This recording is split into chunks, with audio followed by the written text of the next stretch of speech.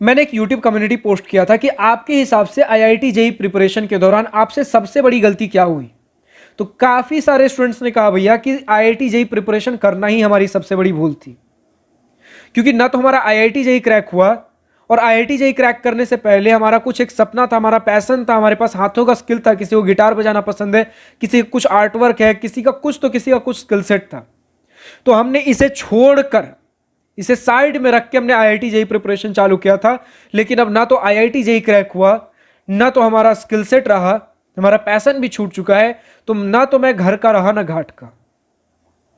So hi, this is Prabhat Ranjan. स्वागत करता हूं हमारे आज की इस नई यूट्यूब वीडियो में, जिसमें हम बात करेंगे भैया कि काफी सारे स्टूडेंट्स, क्योंकि प्रिपरेशन तो भैया 10 लाख से ऊपर स्टूडेंट्स करते हैं ऑन एन एवरेज, अगर हर साल ले लो IIT जेईई की, जिसमें से ढंग के सीट सिर्फ 40 से 50 हजार है। बाकी स्टूडेंट्स जो सीरियसली प्रिपेयर कर रहे हैं, कईयों के पास कुछ ड्रीम्स होते हैं, कोई पैशन होता है, कोई स्किल होता है, उसे छोड़कर IIT जेईई के पीछे कई बार 2 साल, कई बार 3 साल, और अगर 2 साल ड्रॉप लियो तो 4-4 साल लगा देते हैं लोग। और उसके बाद अगर कुछ नहीं मिलता है, कईयों का मेरे पास कमेंट आया, भैया मैंने सेकंड ड्रॉप में भी ढंग से पढ़ा था लेकिन अभी भी नहीं निकला, अब मैं क्या करूं। मेरे सपना और चलो पैशन तो एक बार के लिए ठीक है, उसके अलावा मेरे पेरेंट्स के जो लाखों लाख रुपए कोचिंग के पीछे गए, मेरा जो इतना सारा समय जो अब दोबारा लौट के नहीं आएगा, और अगर किसी एक टियर 3 कॉलेज में एडमिशन लेता हूं, हो सकता है जो मैंने 2 साल एक्स्ट्रा गैप लिया, आगे कुछ जॉब में चल के कहीं दिक्कत ना आ जाए। तो इन सभी चीजों का भरपाई कौन करेगा। अब सुनकर लग रहा हो भैया कि IIT जेईई को यहां विलन बनाने की कोशिश की जा रही है, पर ऐसा कुछ नहीं। ऐसा भी नहीं कि मैं IIT जेईई की कुछ तारीफ करने के लिए आया हूं, ऐसा भी कुछ नहीं है। मैं यहां पर बात करने आया हूं एक सीरियस करियर के बारे में। अगर आप आज के डेट में करियर आपको बनाना हो, चाहे IIT जेईई की फील्ड में, चाहे आप मेडिकल में जाना चाहते हो, चलो छोड़ो साइंस छोड़ देते हैं, आप नॉर्मल एक जनरल कंपटीशन की प्रिपरेशन करना चाहते हो, चाहे रेलवे ग्रुप डी हो गया, बैंकिंग एग्जाम्स हो गए, आपका थोड़ा अगर सिविल सर्विसेज की तरफ चले जाओ, UPSC SSC, कहां पर कंपटीशन नहीं है, कहां एफर्ट मारना नहीं है, मुझे यह बताओ। एक इंसान मुझे ऐसा बता दो, एक इंसान, मतलब एक्सेप्शंस तो मिल ही जाएंगे, मतलब आप मेजॉरिटी तौर पे देखो, कोई एक ऐसा डोमेन मुझे बता दो जहां पर लोग अपने पैशन को भी फॉलो कर रहे हैं और उसके साथ साथ एक बढ़िया जॉब भी क्रैक कर रहे हैं। इनफैक्ट रेलवे ग्रुप डी की भी जब हम बात करते हैं, यहां पर भी लोगों को अच्छा खासा एफर्ट मारना पड़ता है। हो सकता है इसमें एफर्ट मारने का समय थोड़ा कम हो, IIT जेईई में आप ज्यादा समय दे रहे हो, नीट वगैरह में देखो लोग 4-4 5-5 साल दे रहे हैं, UPSC में 4-4 5-5 साल लोग सीरियसली प्रिपेयर कर रहे हैं। तो आपको अपने लाइफ का कुछ साल, चाहे IIT जेईई या फिर किसी भी फील्ड के अंदर, अगर सीरियसली कोई एक ढंग की चीज के लिए प्रिपरेशन कर रहे हो, कुछ साल लाइफ का इस तपस्या में बिताना पड़ेगा। ये ड्रीम, ये पैशन आपकी पसंद है, और ये एग्जाम्स आपकी आज की डेट में maximum of the middle class family के लिए फाइनेंशियल कंडीशन के हिसाब से एक जरूरत है। और जब भूख लगती है तो पसंद कहीं धुंधला पड़ जाता है और जरूरत सबसे पहले याद आती है। जरूरत फर्स्ट प्रायोरिटी होती है। अगर आपके लिए जरूरत नहीं है, ऑलरेडी एक वेल सेटल्ड फैमिली से हो, जरूरत आपके लिए ना के बराबर है, आप पहले पैशन और अपने ड्रीम के ऊपर फोकस कर सकते हो। पर इसका मतलब कतई ये नहीं है कि ड्रीम और पैशन को अगर छोड़ के कुछ समय के लिए जरूरत के ऊपर फोकस करते हो तो आपने ड्रीम और पैशन को हमेशा से लाइफ के लिए दूर कर दिया।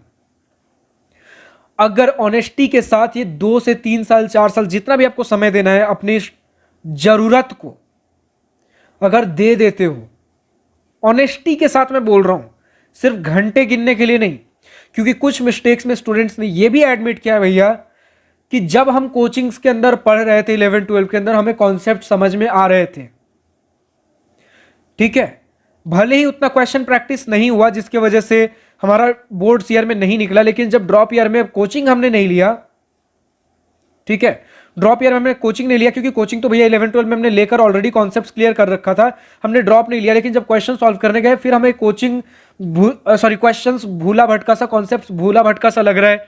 मतलब कॉन्सेप्ट याद तो आ रहा है, इसका ये फॉर्मूला है, लेकिन एक्चुअली इसे यूज करना है, नहीं करना है, कैसे करना है, किस तरीके से यूज करना है, ये समझ में नहीं आ रहा। तो हुआ ये कि हम समय दे रहे थे, घंटे हम पूरे नाप रहे थे कोचिंग के अंदर, जो पढ़ा रहे हाँ हाँ हाँ ये ऐसे, वो टॉपिक सारे याद होते जा रहे हैं, लेकिन जो एग्जाम आपसे ऑनेस्टी के साथ डिमांड करता है, कॉन्सेप्ट क्लैरिटी, उसके पीछे नहीं भाग रहे थे। जितना टीचर्स ने पढ़ा दिया उतना हमने पढ़ लिया। अब उन कॉन्सेप्ट्स को हम डीप अंडरस्टैंडिंग के साथ रिलेट कर पा रहे हैं कि नहीं, खुद से घर जाके क्वेश्चन प्रैक्टिस कर रहे हैं कि नहीं, इससे क्वेश्चन बन रहे हैं कि नहीं, हमने वो जस्टिफिकेशन, सिर्फ जितने घंटे हमें देने चाहिए थे, जितना हमसे करवाया जा रहा उतना हमने किया, एक्स्ट्रा एफर्ट हमने नहीं दिया, मन लगा के हमने पढ़ाई नहीं किया। जितना समय देखो, जेईई एक ऐसा समय, एक ऐसा एग्जाम है जहां स्मार्ट वर्क के साथ हार्ड वर्क भी चाहिए। स्मार्ट वर्क एक सही स्ट्रेटेजी है और हार्ड वर्क कम से कम 10 घंटे हैं। आप एग्जाम को 10 घंटे दे रहे हो कि नहीं? अगर स्कूल में हो तो स्कूल के साथ मिला के आप 10 घंटे दो। ड्रॉपर हो तो पूरे ड्रॉप में डेली के 10 घंटे सिर्फ आईआईटी जेईई प्रिपरेशन को दो। मिनिमम अगर कंसिस्टेंसी के साथ डेली कर रहे हो, और शुरू में अगर कंसिस्टेंसी नहीं था, 8 घंटे 7 घंटे कभी पढ़ रहे हो, तो एग्जाम से 2-3 महीने पहले 12 घंटे 13 घंटे पढ़ पा रहे हो कि नहीं, मिनिमम। क्योंकि यहां समय भी चाहिए, हार्डवर्क भी चाहिए और स्ट्रैटेजी भी चाहिए, और ज्यादातर कॉम्पिटिटिव एग्जाम्स के लिए यही कंडीशन है। क्योंकि सही स्ट्रैटेजी आपको कम से कम समय में वो सिलेबस कंप्लीट करा सकता है, जो आपको नॉलेज चाहिए वो कंप्लीट करा सकता है। लेकिन हार्डवर्क उस स्ट्रैटेजी के बदौलत आप जितने सही तरीके से कर सकते थे, उस सही तरीके को और ज्यादा बूस्ट करने में मदद करता है। अगर आप सिर्फ स्ट्रैटेजी के दम पे आप दिन के 10 क्वेश्चन प्रैक्टिस कर पा रहे थे, हार्डवर्क करके आप 20 क्वेश्चन कर सकते हो। जो आपके फालतू के टाइम जा रहे थे डेली के, आप सिर्फ अगर 5-6 घंटे के 7 घंटे पढ़ रहे थे, 12-13 घंटे लगाओ, हार्डवर्क करो, और एक्स्ट्रा क्वेश्चंस बनेंगे। जितने क्वेश्चंस बनेंगे, जितना प्रैक्टिस होगा उस चीज के लिए, और उतना आप रेडी होते रहोगे। ठीक है? तो क्या आपने उतना ऑनेस्टी के साथ समय दिया कि नहीं दिया? और चलो मान लेते हैं ऑनेस्टी के साथ समय दिया, फिर चाहे आपका ये एग्जाम निकला या ना निकला। अगर एग्जाम निकला तो ऑब्वियसली आप एक बढ़िया कॉलेज के अंदर जाओगे, और कोई जॉब का एग्जाम था, जॉब के अंदर जाओगे। उसके बाद ये जो तपस्या का समय था, ऑब्वियसली जॉब के अंदर या कॉलेज के अंदर आपके पास बिजी तब भी रहोगे, लेकिन जिस हद तक तपस्या आपने की अभी, शायद उतना बिजी ना रहो। यहां पर इतना बिजी थे, तपस्या हमारे अपने ऊपर होता है कि अगर 1 मिनट भी हमारे पास खाली बच रहा है, उस खाली समय को हम यूटिलाइज करेंगे जितना ज्यादा से ज्यादा, और हम समय देंगे ताकि और बढ़िया जगह हम पहुंच सके। फिर जब एक बार जॉब के अंदर पहुंच जाते तो जितना जॉब हमसे डिमांड करता उतना काम करते, फिर जो खाली समय बच गया वो हमारा समय है। अब उस समय में हम और आगे फर्दर किसी चीज की प्रिपरेशन कर रहे हैं या हम क्या कर रहे हैं वो हमारे ऊपर है। तो अगर आपका कॉलेज निकलता है बढ़िया, तो आप एक बढ़िया कॉलेज के अंदर जाओगे, जो फ्री समय मिला आपका समय। जॉब अगर क्रैक करते हो तो जॉब में जो फ्री समय मिला वो हमारा समय, और अगर क्रैक नहीं कर पाते हो तो अभी भी तो किसी कॉलेज में या किसी दूसरे कोर्स में एडमिशन लोगे ही, और थोड़ा तपस्या फिर करोगे, अब जॉब के लिए करोगे। अगर कॉलेज, एक बढ़िया कॉलेज के लिए तपस्या नहीं करते हो तो फिर बाद में जॉब के लिए और ज्यादा तपस्या करना पड़ेगा। तो आपके ऊपर है वो तपस्या कितनी जल्दी आप पहले कर पाते हो।